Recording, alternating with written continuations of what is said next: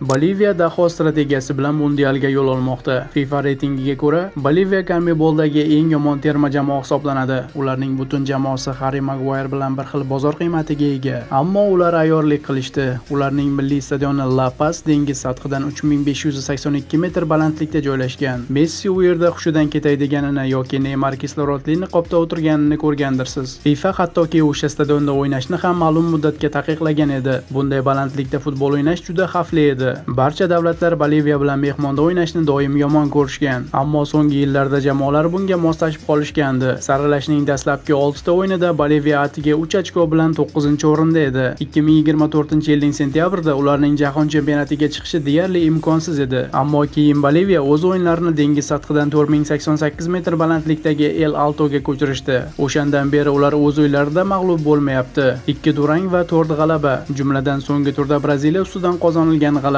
Deyarli har bir safar o'yinida mag'lub bo'lishganiga qaramay 7-o'rinni egallashdi. Shunday qilib endi Boliviya xalqaro play-off bosqichiga yo'l oldi. U yerda 2 g'alaba bilan mundialda ishtirok etishlari mumkin.